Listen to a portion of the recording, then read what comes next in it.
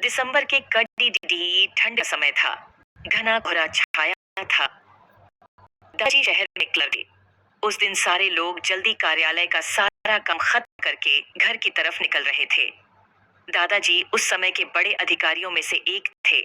रोज की तरह ही उस दिन काम खत्म होने के बाद घर के लिए अपनी गाड़ी से रवाना होने लगे।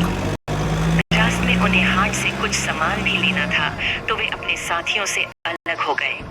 उन्होंने घर की कुछ जरूरत के सामान लिए और गाड़ी आगे बढ़ा दी।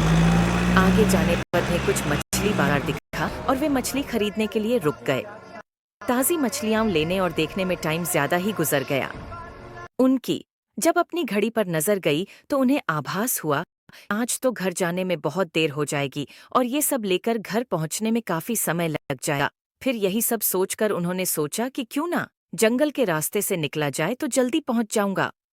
तो उन्होंने अपना रास्ता बदला और जंगल की तरफ अपनी गाड़ी को घुमा लिया। रात के 10 बज चुके थे। गाड़ी तेज रफ्तार से आगे बढ़ रही थी। तभी अचानक तेज ब्रेक के साथ गाड़ी को रोकना पड़ा। उनकी गाड़ी के आगे एक औरत जोर जोर से रो रही थी। उन्होंने सोचा, इस वीराने में ये और क्या कर रही है।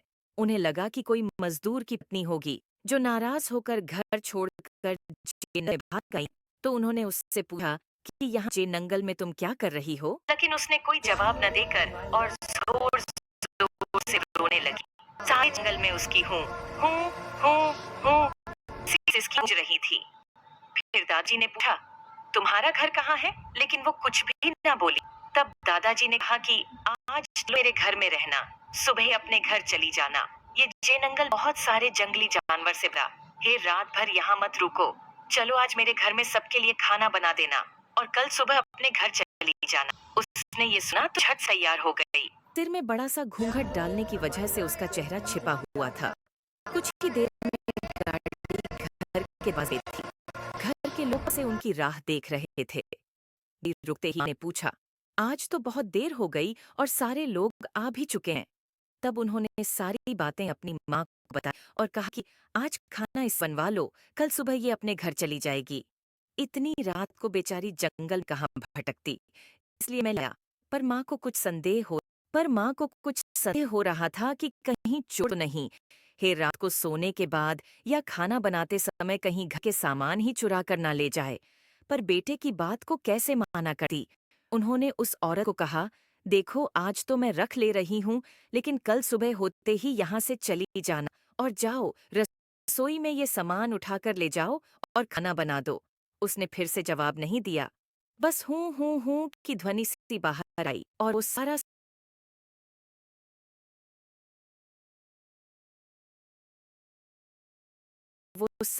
सामान लेकर माँ के पीछे दो चल दी। रसोई में सारा सामान रखवा कर माँ ने उसे खाना जल्दी बनाने की सख्त हिदायत दी और वहां से चली गई। लेकिन उनका मन कुछ परेशान सा था। फिर 5 मिनट में रसोई में देखने चली गई कि वो क्या कर रही है और उसका चेहरा भी देखना चाहती थी। लेकिन वहां पहुंची तो देखा कि वो मछलियों का थैला निकल रही थी। उन्होंने बहुत जोर से गुस्से में कहा, यहाँ सब खाने का इंतजार कर रहे हैं और तुम अभी तक मछलियां ही निकल रही हो, कल सुबह तक बनाओगी क्या? उसके सिर पर घूंघट अभी भी था तो चेहरा देखना मुश्किल था। उन्होंने उससे कहा, तुम जल्दी से खाने की तैयारी करो, मैं आग सुलगा देती हूँ, काम जल्दी हो जाएगा। और वे जल्दी से चूल्हा जलने की तैयारियां करने लगी। लेकिन साथ ही वो उसका चेहरा देखने की भी कोशिश कर रही थी। लेकिन वो जितना देखने की कोशिश करती, वो और पलू खींच लेती।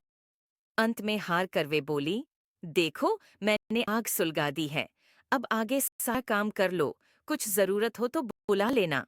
लेकिन वो फिर कुछ नहीं बोली। अब उन्हें लगा कि यहाँ से जाने में ही ठीक है, वरना मेरा ही समय खराब होगा और हो सकता है अनजान लोगों से डर रही हो। सब सोचकर उन्होंने उसे कहा कि मैं आ रही हूँ, जल्दी से खाना बनाकर रखना, और वहां से निकल गई। मन अभी तक परेशान ही था। कभी अपने कमरे, कभी बच्चों के, कभी बाहर सबको देख रही थी। कहीं कुछ होनी ना हो जाए। 1 मिनट भी आराम से नहीं बैठ पाई। अभी 5 मिनट ही हुए थे, पर उनके लिए वो घड़ी पहाड़ सी हो रही थी। समय बीत ही नहीं रहा था। 8 मिनट बड़ी मुश्किल से गुजरे और वे तुरंत ही कुछ सोचकर रसोई की तरफ दौड़ी। और वहां पहुंचकर जैसे ही उन्होंने रसोई घर का नजारा देखा, उनकी आंखें फटी फटी रह गईं। बिल्कुल ही जम गए ना। उनसे आगे जाया जा रहा था, ना ही पीछे। उनके हृदय की धड़कनें रुक रही थीं। वो औरत रसोरे में बैठकर सारी कच्ची मछलियां खा रही थी। सारे रसोरे में मछलियां और खून बिखरा पड़ा था। उसके सिर से घूंघट भी उतरा पड़ा था। इतना खौफनाक चेहरा आज तक उन्होंने नहीं देखा था। बाल, नाखून सब बढ़े हुए थे। मछलियां खाने में मगन होने की वजह से उसे कुछ ध्यान भी नहीं था। और खुशी से कभी दो वो आवाजें भी निकल रही थी। हूं, हूं, हूं सी आवाजें गूंज रही थीं। रास्ता पिछवाड़े में होने की वजह से और लोगों का ध्यान भी इधर नहीं रहा था। माँ को भी कुछ नहीं समझ रहा था कि चिल्लाने से कहीं घर के लोगों को नुकसान न पहुंचाए। वो चुड़ैल से अपने घर को कैसे बचाए, उन्हें समझ नहीं आ रहा था। बस भगवान का नाम ही उनके दिमाग में आ रहा था। वे आगे बढ़ने लगी उसकी तरफ, झट से एक थाल ला और चूल्हे की तरफ दौड़ी। उस चुड़ैल की नजर भी माँ पर पड़ चुकी थी, सो वो भी कुछ सोच कर उठी अपनी जगह से। माँ कुछ भी देर नहीं करना चाहती थी। उन्हें पता था कि आज अगर जरा सी भी लापरवाही हुई तो अनहोनी हो जाएगी। उस चुड़ैल के कुछ करने से पहले ही उन्हें चूल्हे तक पहुंचना था। और चूल्हे के पास पहुंचकर उन्होंने जलता हुआ कोयला थाल में भर लिया और चुड़ैल की तरफ लेकर जोर से फेंका। आग की जलन की वजह से वो अजीब सी डरावनी आवाजें निकालने लगी। अब तो उसकी आवाजें बाहर भी जा रही थीं। सारे लोग भर से रसोरे की तरफ भागे।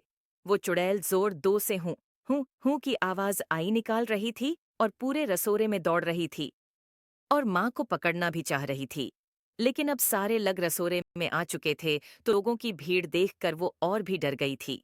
लोगों की भीड़ को ठेलती हुई वो बाहर जेनंगल की तरफ भागी और सारे लोग ये मंजर देखकर डरे सामने से खड़े थे और मन ही मन माँ की हिम्मत की दाद दे रहे थे।